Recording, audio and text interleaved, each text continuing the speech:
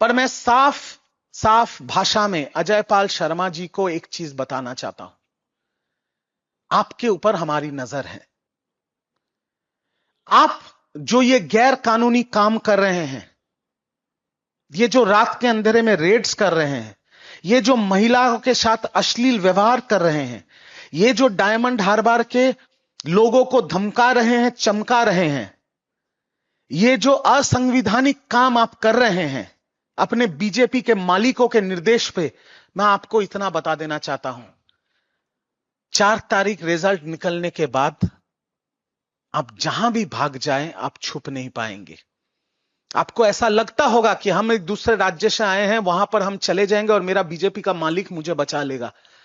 मैं आपको सीधी तौर पे यह कहना चाहता हूं कि आपके खिलाफ एफआईआर होगा, आपके खिलाफ चार्जशीट होगा और आपको घसीट के कोर्ट में लाया जाएगा, जहां पर कानून सख्त से सख्त कार्रवाई आपके खिलाफ करेगी। कोई राज्य, कोई बीजेपी का मालिक आपको बचा नहीं पाएगा। নমস্কার, আমি তৃণমূল কংগ্রেসের মুখপাত্র রিজু দত্ত। আপনারা সকলেই জানেন ৪ঠা মে বাংলার বিধানসভার ফল বেরিয়েছে। বাংলার মানুষ দুহাত তুলে বিজেপিকে আশীর্বাদ করেছে এবং বাংলায় পরিবর্তন হয়েছে। আগামী ৯ই মে নতুন সরকার গঠন হবে বাংলায়। কিন্তু আমার ভিডিওটা আজকে সেটা নিয়ে নয়। আমার ভিডিওটা হচ্ছে ৪ঠা মে বিকেল ৪টের থেকে আজকে ৬ই মে দুপুর ৩টে অবধি আমার সাথে ব্যক্তিগত কি কি ঘটনা ঘটেছে। আপনারা জানেন যে আমার দল তৃণমূল কংগ্রেস কাউন্টিং অবজারভার করে পূর্ব মেদিনীপুরে পাঠায়।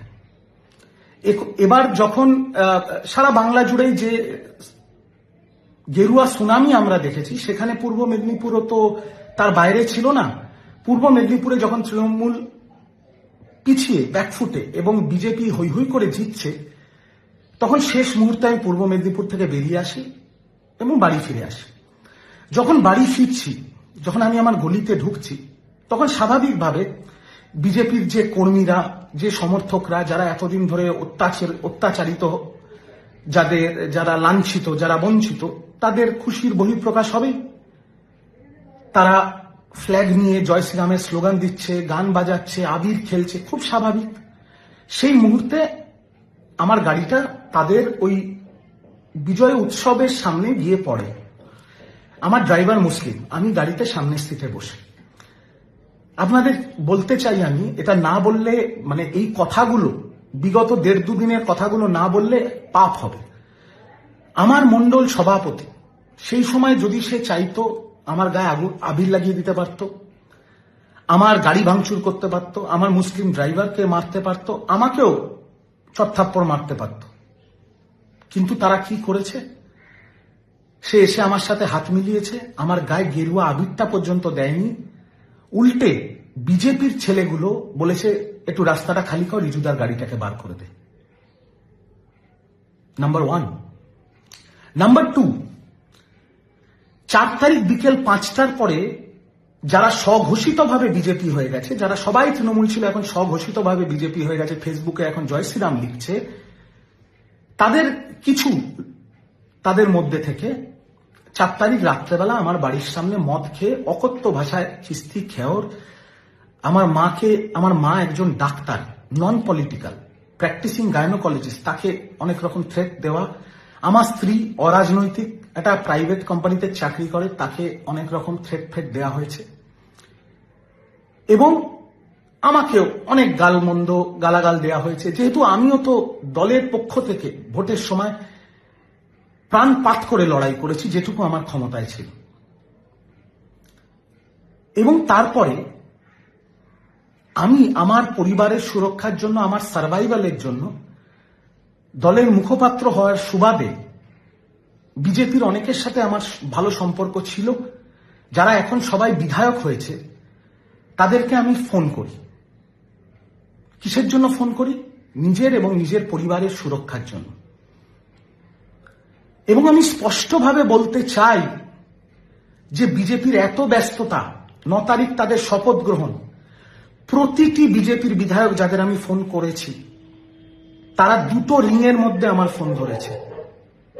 নাম্বার 1, বিজেপির দিল্লির শীর্ষ নেতৃত্ব এবং বিজেপির বাংলার শীর্ষ নেতৃত্ব আমাকে ওপেনলি বলেছে, তুমি বুক ফুলিয়ে তৃণমূল কংগ্রেস করো, তোমার পরিবারের ওপরে কোনো আঁচ আসবে না। কারণ আমি তাদের একটাই কথা বলেছিলাম যে দাদা, আমাদের কি বাঁচার অধিকার নেই? আমরা বিরোধী দল করি, এখন আমরা তৃণমূল কংগ্রেস করি, আমি তৃণমূলের মুখপাত্র, কিন্তু আমার কি বাঁচার অধিকার নেই? আমাদের কি বেসিক সম্মানটুকু থাকবে না? আমাদের জীবন জীবিকা, আমাদের চাকরি, সেটাও কি আপনারা কেড়ে নেবেন? তাহলে বলুন আমরা সুইসাইড করে নিচ্ছি।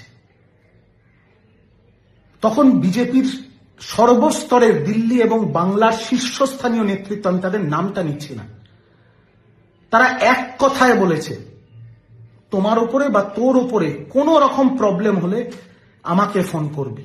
এবং তারা বারংবার হোয়াটসঅ্যাপে খোঁজ পর্যন্ত নিয়েছে, কোনো প্রবলেম হয়নি তো? এটা যদি আমি না বলি আমি পাপ করব।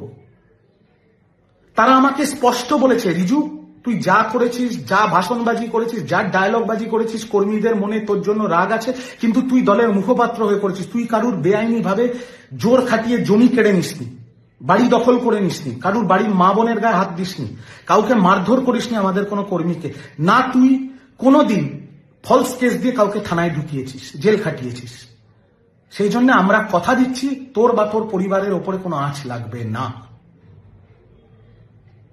এবং আমি আজকে বলছি, এই 6 তারিখ দুপুর 3টের সময় আমার বাড়িতে একটা পাথর পর্যন্ত, কেন একটা পাথরের কোনা পর্যন্ত কেউ মারেনি।